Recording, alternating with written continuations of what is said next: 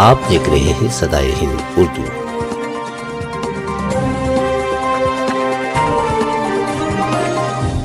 نکلا تھا بلکہ اردو کے بہت بڑے ادیب شاعر بھی یہاں پر پیدا ہوئے۔ یہ اردو کا بہت بڑا گہوارہ رہا ہے، یہاں پر کتنے ہی ادیب و شعراء پیدا ہوئے ہیں، اور اس وقت بھی بنگلور میں اس وقت شہر میں دیکھتے ہیں کہ کافی کولار سے نکلے ہوئے لوگ ہی بڑے بڑے عہدوں پر بھی فائز ہیں، اردو کے نام سے، اردو کے مشاعروں میں، اردو کی پروگرامز میں وہ جو اینکر کا کام کرتے ہیں نظامت کا، وہ سب کولار ہی کے ہیں۔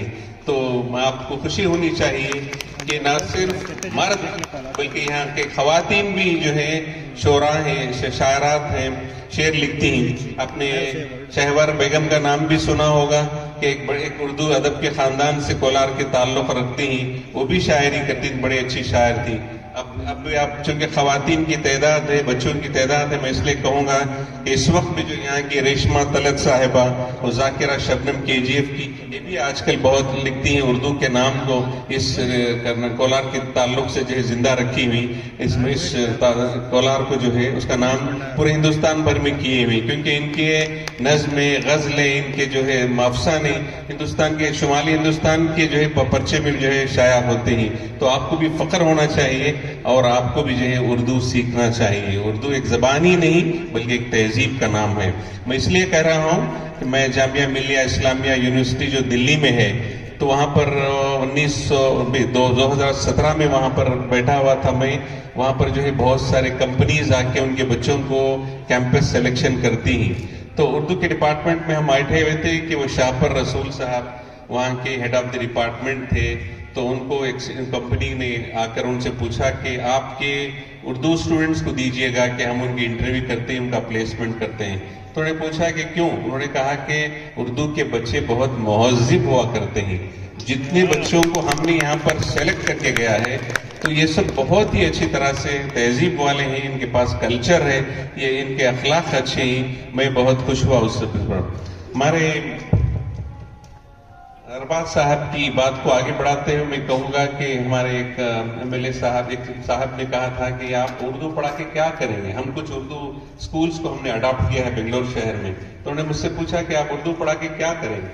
میں نے ان سے کہا کہ اس وقت جو ہمارے 2-3 جوائنٹ کمشنر جو نکلے ہیں، ریاض احمد صاحب، میر عظمت اللہ صاحب، یہ اردو کے لیکچررز رہے ہیں، تو یہ جوائنٹ کمشنر کمرشل ٹیکس بن کے ریٹائر ہوئے ہیں ابھی۔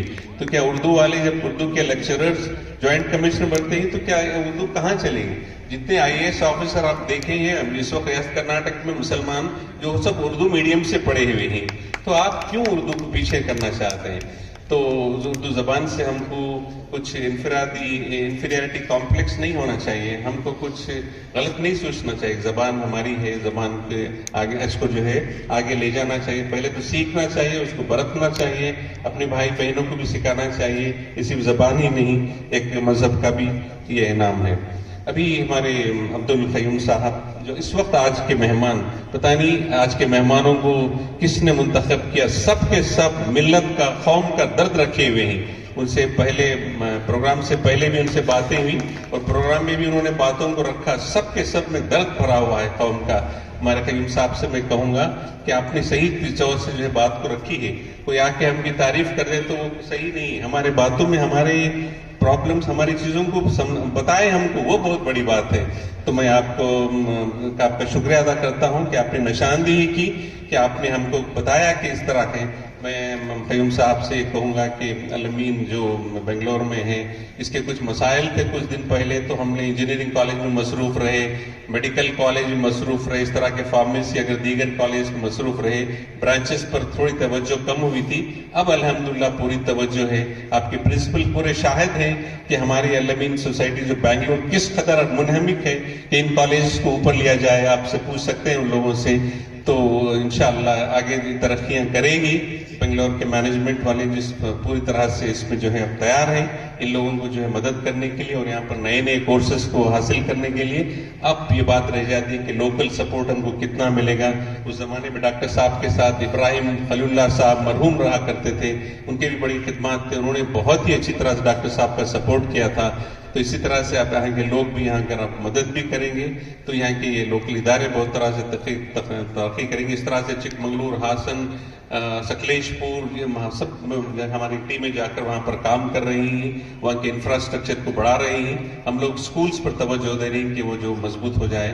اب آپ دیکھتے ہیں ڈاکٹر ممتاز احمد خان کی قربانیاں کتنی ہی، آپ کو کتنا خطرہ تھا قوم کا کہ انہوں نے اس وقت ہمارے پاس جو کالجز بنگلور میں شروع کیے، ہماری فارمیسی کالج انڈیا کے ٹاپ 10 میں پی جاتی ہے. یہ معمولی بات نہیں ہے کہ جب کتنے بڑے بڑے کالجز موجود ہیں ٹاپ 10، ہمارے پاس جو فارمیسی کالج پڑھا ہوا بچہ ابھی ایگزام بھی پورا نہیں ہوتا اس کو جاب مل جاتا ہے.